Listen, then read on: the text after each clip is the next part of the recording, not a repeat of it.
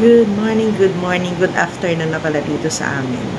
So, ito yung yung maghapon na, ang vlog namin for today ni Kayan ay yung maghapon na buhay namin dito. So, ayun, pag alis nila, 12, parang 12:40, sila umalis. Oo, kaalis lang nila. Pero bago sila umalis, napatulog ko na si Kayan. So, pag alis nila, yan, iwanan ko si Kayan doon habang tulog.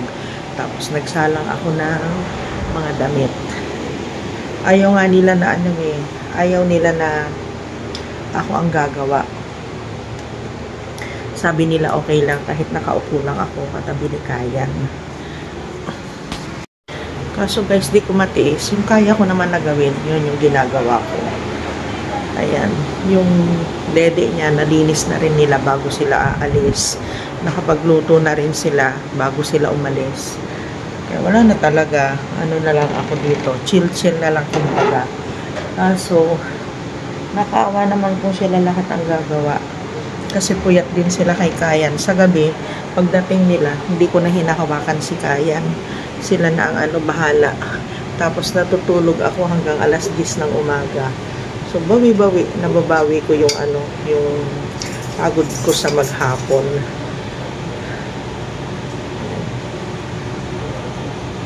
Mga uniform ito ni Andrea sa kanyang trabaho. Wala naman halos gagawin dito guys. Nakakainip nga. Tapos, mamaya, mga alas 2, pinapatay ko yung TV para tahimik lang. Babasa-basa ako, ganyan. 2, then mga 3 o'clock magigising si Kayan. Magdedede siya. Nasa 180 na pa lang yung si Kayan. 180 na yung milk niya. Pagka-dede niya, maglalaro pa yan. Mga 5:30 or 6 doon siya matutulog. So yun, busy na ako sa kanya. Siya lang ang siya na lang ang inaasikaso ko. Yung mga damit nila nung nandun ako kila Ate Cheng, naipunan sila. Nakalaban naman sila nung gabi nung pauwi ako. Mahirap kasi talaga yung trabaho nila. Yung oras nila, mahirap. Ngayon, nag-aalala ako kay Kayan kasi naawa ako yung pag-iiwan siya, ganun. Baka yung mag-aalaga sa kanya yung pag napagod na, mapabayaan na siya, o kaya mainis na sa kanya, ganun ba? Yun yung iniisip ko, siyempre normal lang naman yun. Pero meron na mag-aalaga sa kanya guys, don't worry, huwag kayo mag-alala. So, nung nandito si mami niya, hindi ako masyadong nagbablog. Kasi hindi naman talaga siya kasama dun sa vlog kasi ayoko ng may mapapansin sa kanya, tapos meron ibabas siya, ganun. Saka yung privacy nung manugang ko. Gusto ko nasa kanya pa rin. Noong nagpa-vlog ako paminsan-minsan, pero hanggang doon lang yun guys. Ayoko ng kasi. Ayoko na ma-involve sila dito sa daily vlog ko. Sobrang involved. Kaya, nung nandito ako, habang nandito ako, ganyan, pasulpot-sulpot yung vlog natin. Ayanin yung pag-uwi ko ng Pilipinas. For sure yan. Kami ni Papa. Balik vlog na naman kami. Tapos sila Sky sa Casibela. Miss ko na sila. Sobra. Mabait si Kayan. Makahiga lang siya. Tutulog. Pag nagising, alam niyo ba, lang siya. Ngiti lang ng ngiti.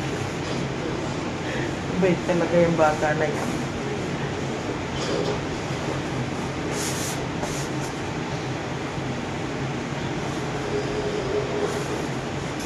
Sana makatulog siya ng mahaba. Kagaya kahapon, alas 3 siya nagising. Ay, oo, makatulog. Wala umalis sila mami niya. Haba nung...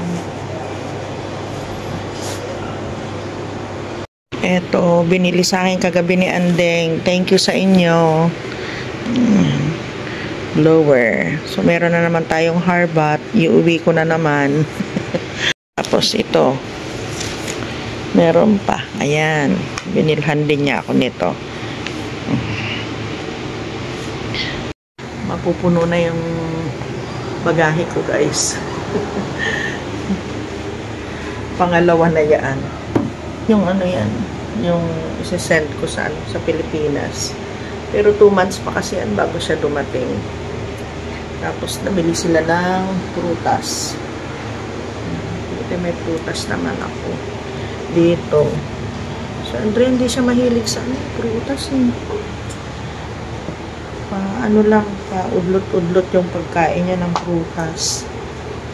Painit ako ng habang tulog si Kayan. Painit ko na yung ulam. Sinigang. Sinigang na na ulo ng salmon. Salmon pala.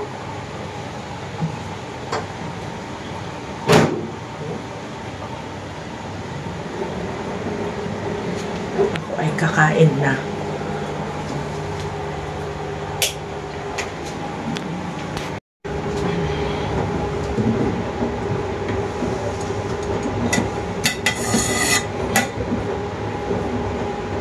Time check, guys. 2:00 na ng hapon. Ngayon pala ako nakaramdam ng ng gutom. Kasi nagkape ako 11 eh. Nandito pa sila. Kasi inom ako ng gamot. Kaya kakape ako ng 11. Alam niyo, hindi ko makita yung lipstick ko sa ako nilagay. Kaya ganyan. Tapos ako nga pala, mga 11:15 liligo na ako para pag kami na lang ni Kayan nakaligo na, hindi ko siya naiiwan ng matagal. Yung naririnig ninyo, yan, washing machine na naman. Guys, 2:20 na. Kay ikot ngayon palang kakain. Malapit na kung magising, mga 2:30 ganyan. 2:45, magigising na yan. Ito na yung ulam ko, pinainit ko ulit. Tapos, hot water. Mula nung siguro, mula nung nandito ako, hot water ang iniinom ko na. Sabi na sa inyo, 2:40, nagising. Buti nakakain na si Amita. Nakakain na ako, nakasampay na rin ako. Hello po! Ayan, 2:40 na, guys. At ang init dito, kabubukas ko lang ng aircon namin. Tapos maya papalamigin ko lang ng konti. Papatayin ko ulit. Opo. Trish. Hello po, sarap po ng tulog ko. Naka-sleep ako. Spray, ay lagyan pala natin ng mga 3:00. Gagamot na naman ito. Hello, baby koy. Teka, huwag mo iganan nyo. Halika na. Halika na. Ay. Teka, alusin natin. Halika na. Opo. Nagmamadali naman pag may dede na. Kanina, hindi naman. Normal pa. Naantok na siya. Time check, guys. 4:15 na. Mula kaninang nagising. Taran.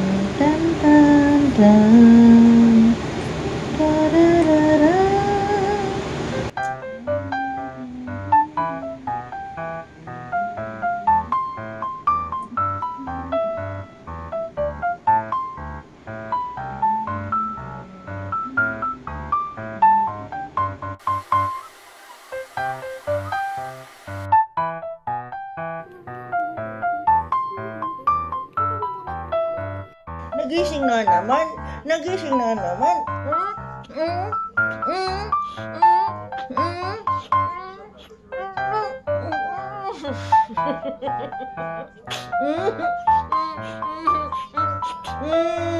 Ubus na. Nagising na naman ang baby na yan. Nagpalit ng diaper.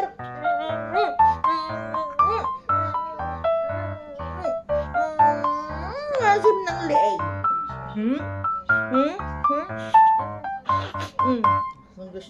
Gusto. Yan, pakita mo nga sa kanila anak yan. Bagong bihis na siya. Play lang kami ng konti tapos papaislipin ko na naman siya. Ano? Pe-play ka lang ng kaunti. Ay, pinalitan ko yung ano niya eh. Ito, yung pamalit natin. Yung bib niya. Oh, lagay natin yung bib mo anak, ha? Opo, alika na, buhat kita. Buhat ulit tayo. Time check guys, 8:00 na ng gabi. Nagpapababa. Gusto maglaro? Oh, sige na. Bubuhatin ko eh. Gusto ko siyang buhatin para ano yung likod niya, yung ulo niya kasi. Pag laging nakahiga, kakalbo na doon sa likod ng ano niya. Bait kasi, dito mamahi kita pag mabait yung bata. Pag lagi siya nakahiga, tapos yung ulo niya nagkakalbo na, may guhit na. Oh. Kasi lagi siya nakahiga. Halika na, buhatin kita. Buhat mo na kami, guys. Nagpapababa. Gusto maglaro? Oh, sige na. Bubuhatin ko eh. Gusto ko siyang buhatin para ano yung likod niya, yung ulo niya kasi. Pag laging nakahiga, kakalbo na doon sa likod ng ano niya. Bait kasi, dito mamahi kita pag mabait yung bata. Pag lagi siya nakahiga, tapos yung ulo niya nagkakalbo na, may guhit na. Oh. Kasi lagi siya nakahiga. Halika na, buhatin kita. Buhat mo na kami, guys. Time check, guys. Mag-aalas 9 na po ng gabi. Pinapatulog ko na siya. Minsan kasi pag ganito, hindi pa siya tulog. Hanggang kagabi, gising siya hanggang 11:00. Tapos nung parating sila, saka palang matutulog. Mag-aalas 12 na yun, guys. Ngayon, tiyagain ko na talaga siya na buhatin. 9:00 na. Bababa ako kung kung magigising. Bubuhatin ko siya. O, tignan ninyo. Yung kalat doon, hindi ko pa naisinot. Kasi kanina pa kaming 6:00, dalawa. Naiihi na nga ako, ihing-ihi ako. Sana magpababa siya. Pag nagpababa, ayun. Ayan, nagigising siya. Pag nagsasalita ako, gising.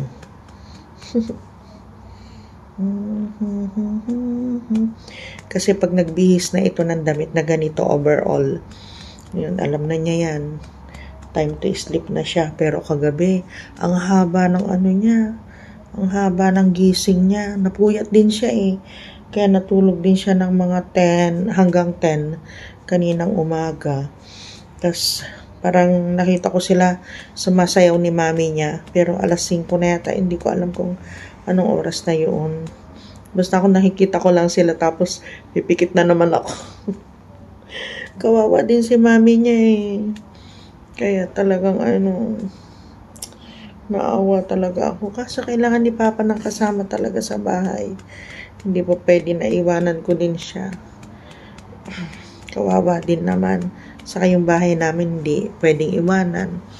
Yung bukid, may din kami doon sa bukid, guys. Mga halaman din doon. Tapos may mga puno kami na mga binili, yung mga grafted na mga puno. I-deliver nila yung pagdating ko. Aray ko. Yung iba, alam niyo ba yung mangga na pinapakita ko sa inyo? Na na siya, may bulaklak na. Grafted yan, guys. Namimiss ko na nga yung bukid, lahat.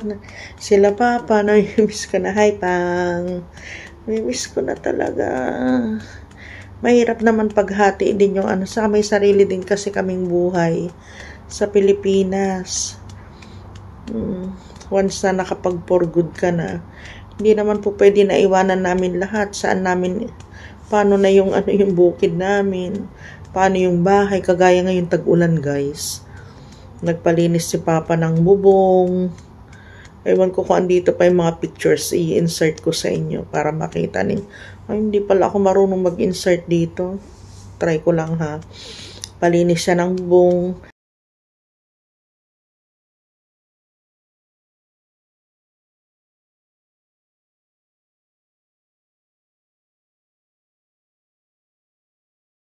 tinanggal yung mga dahon doon sa taas ng bubong namin, yung mga puno.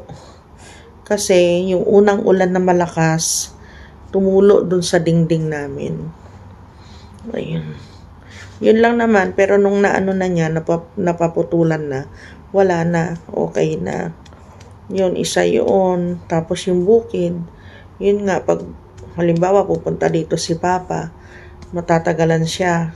Maraming mamamatay na halaman. Tapos, yung mga puno doon na mga pinaghirapan niya, di mo alam kung pasukin yun ng manok, pulukin nila lahat. Alam mo yun, yung... Tsaka ngayon, sobrang init daw sa Pilipinas, guys. Sabi ni Papa, ang hirap ng pag nagdilig ka sa umaga, tapos hindi ka nagdilig sa hapon, tapos hindi umulan. Naku, kawawa daw yung mga tanim na ngunguluntoy. Yung mga tinanim nga namin na ibang mga bugambilya na matay. Kaya hindi po pwede talaga. Sana kung wala kaming bukid, walang ibang property na tapos sana kung meron kami meron naman kami may iwanan dun sa bahay, pero syempre iba din yung guys, yung ikaw ang mag-aalaga, tapos si Sky sa Bella, saan namin sila dadalhin? Ganun pala kapag meron ka ring alaga na pamahalin sa'yo. Hindi mo na niya basta-basta alangan na may pahingi namin. Parang mga anak na namin yan si Sky sa Bella. Ang makaka-relate lang dito, yung merong mga alaga din. May mga pet din sila.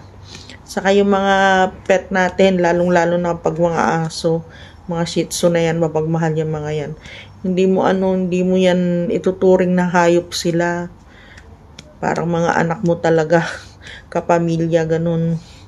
Kaya saan namin sila dadalhin pag pupunta dito si Papa? Do gusto naman ni Papa na magpunta dito. Kaya lang yun nga, iniisip din niya, sabi niya, nung nagkasakit nga siya ilang days na hindi siya nakapunta dun sa bukid. Paano pa kaya yung 1 buwan, 2 buwan, o gaya ko, 3 buwan na. 3 buwan na ako dito, guys. Naloko na.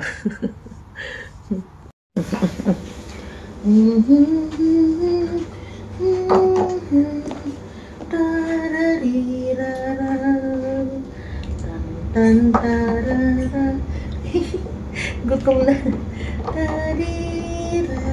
La la la la la la. Time check. 10:00 na ng gabi.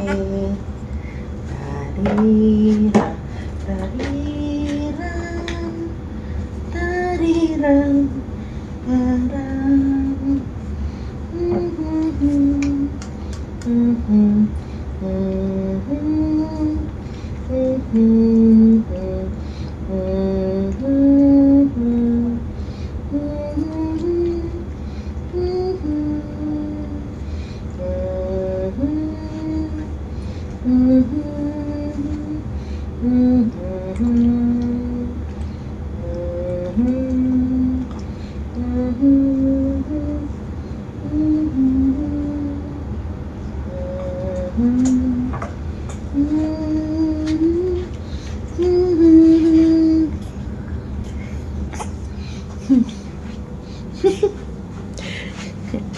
Yan. 10:00, nakatulog na naman.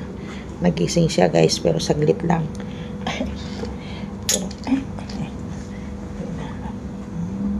La la la la.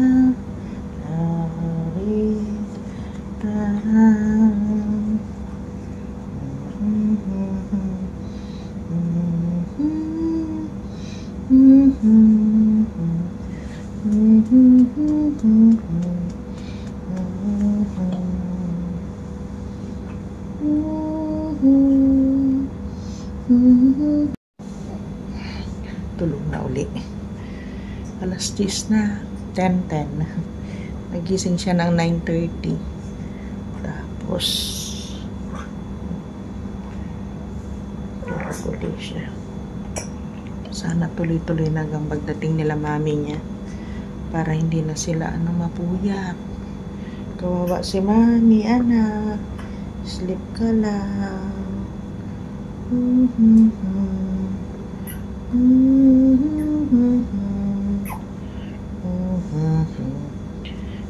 bagong palit yung kanyang diaper.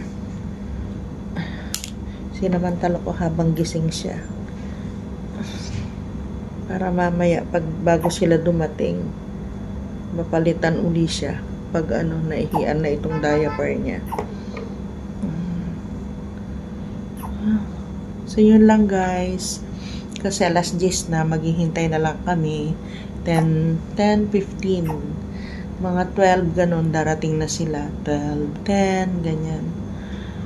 12:15, nandito na sila. So, ganito ang buhay dito sa Dubai. Ako naman nag-i-enjoy ako na alagaan si Kayan. Sayang nga lang, di ako makatagal dito. Para sana alagaan siya. Ako na lang mag-alaga. Pero, kung gusto nila, if ever, na ipauwi sa akin, o kaya, pag wala na ako, halimbawa wala na ako, mahirapan sila. At ipakuha nila si Kayan, kukunin ko. Kasi doon, makakalabas kami lagi. Sa bukid, pwede ko siyang paarawan, di ba? Magang-maga pa lang, daling kami doon ni Papa sa bukid. Fresh air. So, yun guys, yun yung ganun namin iniraraos ni Kayan yung maghapon namin. Hindi naman mahirap kasi nga, lola naman ako. Hindi ako nahihirapan. Actually, nag-i-enjoy ako na alagaan siya. Ganun din. Parang yung anak mo nung nanganak ka. Ganito din pag-aalaga ako sa kanila. Sana lumaki si Kayan na mabait na bata.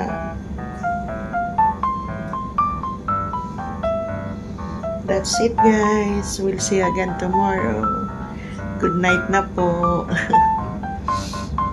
Thank you for watching.